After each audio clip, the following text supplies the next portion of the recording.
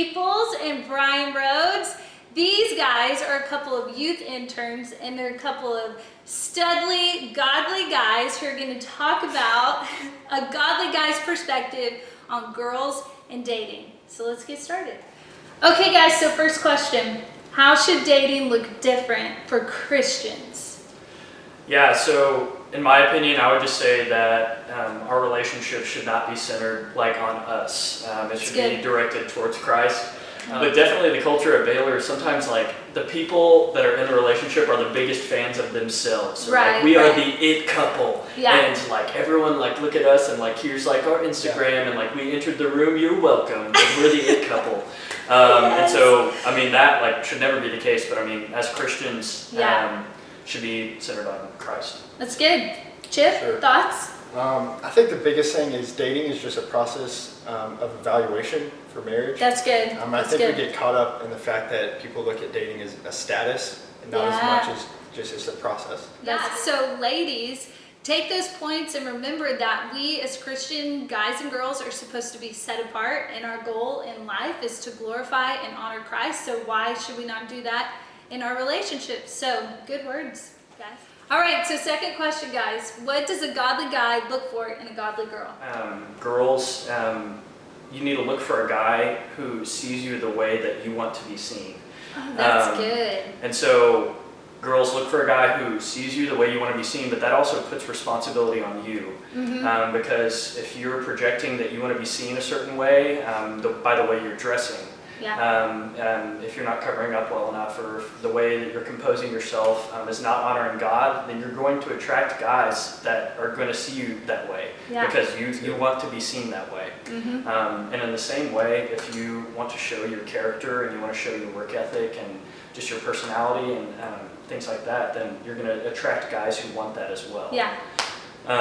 So that's awesome. Be careful of your intentions. Yeah. And then lastly, just to address the question, like what does a godly guy look for in a girl? Just like within the relationship, just chemistry and character. That's good. I so like it. I'm reading a book called The Mingling of Souls by Matt Chandler. Very nice. And that's what he says, just like within a relationship that you need to be looking for. Like not to overcomplicate it, like does she or he like have the right character, the right trajectory, and do you enjoy being around them? Like does time pass quickly? So those are the things that I look for, I would say, in a positive, godly relationship. That's awesome.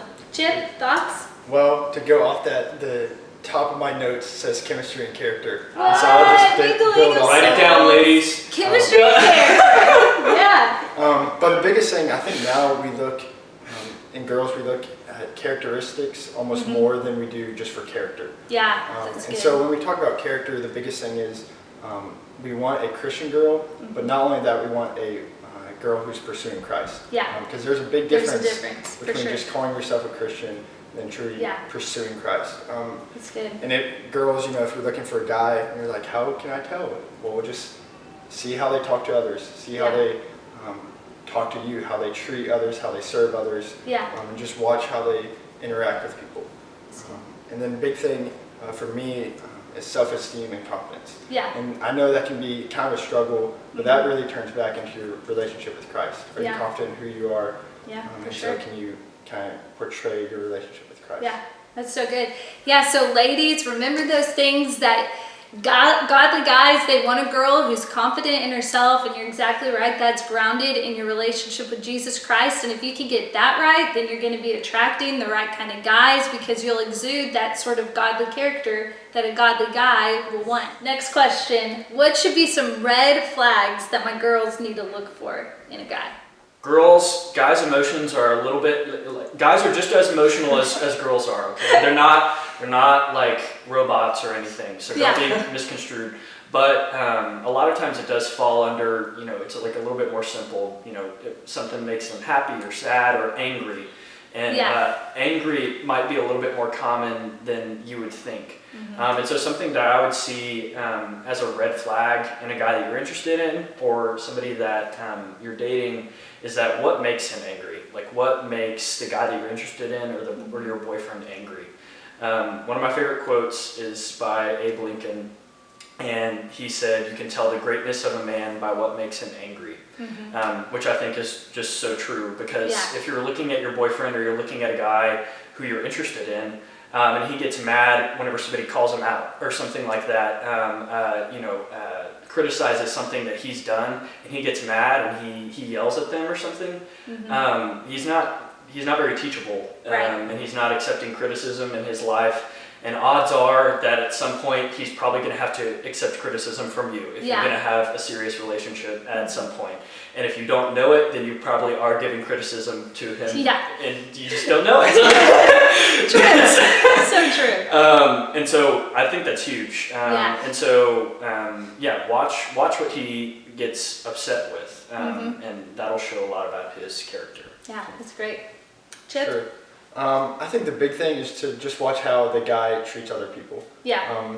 If a guy's interested in a girl, it's very easy for him to kind of put on the smooth moves and to be, real kind and gentle around her and her friends, but really how he interacts with everyone else. Is he for sure. that way around everyone else? Is he really that loving, or is he just trying to put on a face for you? And that can be hard, but that's when you really find out what his character is about. That's really good. I know that when I was a teenager and praying about a guy that I would date, possibly marry, that on the top of my list was that he didn't have a temper, and I prayed for that over and over again, and then that he would be respectful of others and treat others well. And I had a lady who discipled me. She said, watch how a guy plays sports on the field, on the court, whatever. And the way that he plays out there is probably like the temper that'll come out to you one day, because you get to see the raw character and how he really is. And so that's just a way to really test how a guy will be. Give him some grace on dodgeball, though. A little bit of grace. but still, you see the true character, right, guys? Spot on. So, ladies, watch out for those things. I think temper, that's a huge thing. The anger and then the respect. Those are big red flags, because that will one day come out and he'll react to you in that way. So you don't want to be stuck in a relationship with a guy who's going to be treating you negatively and reacting to you in these negative responses. All right, guys, next question. How do you fight for purity in relationships? What do you do? Sure. So something that I have practiced for a while now, and just is awesome for me to do on a weekly basis, is my small group. We meet, and whenever we do, we go through the same 10 questions every week. And so the first one is, have you spent quality time in the Word and in prayer and things like that? And we go through the 10. Well, everybody knows what number 2 is. Number 2 is like, have you been, flirtatious, or have you acted on any lust, or have you been responsible with those things? And so that's huge for me, because I know that every single week I'm going to be asked about my purity. So the more physical you get, it can just like throw off the evaluation process. For sure. And the more physical you get, you got emotions running, and it can really speed up the dating process farther than it should be naturally. But kind of a how to like battle against that. I was always taught is be private and public. And so when you're trying to have a deep conversation with someone, go out to dinner with them, go out to eat. You don't have to be in your room alone to have some intimate time. So if you're trying to watch a movie, watch it in the living room with the other roommates being home. It's just simple things like that where you don't put yourself in position. It's like you're setting yourself up for success rather than failure. If you're in a bedroom by yourself, probably not going to be set up for success. So I like that. Being private and public. That's good. And then also the accountability. That's a huge thing, that if you know someone's going to be asking you about your purity, probably not going to want to mess up, because you have to confess that, and that's always awkward, right? So the accountability, that's huge. And then setting yourself up for success, that's really big. So guys, how has social media complicated relationships? It's just made it complicated. I don't know, something... You overthink relationships in the first place, and I think social media just like makes it more complicated. The way I see it is just like relationships are just like this fragile, just like little thing that you're just like, all right, like let's see like how it grows, and like let's see just how this goes, and like between me and you. And people at Baylor especially are like, oh, like let's dump an entire like bag of fertilizer, and like let's see like if this thing will grow into like a mighty oak tree. And a ring by spring. Yeah, Right? and it's like, I got no timeline here. Yeah. And yeah, I feel like social media is just like a catalyst, and it's just like a worrier, and it makes everybody worry within the relationship and outside.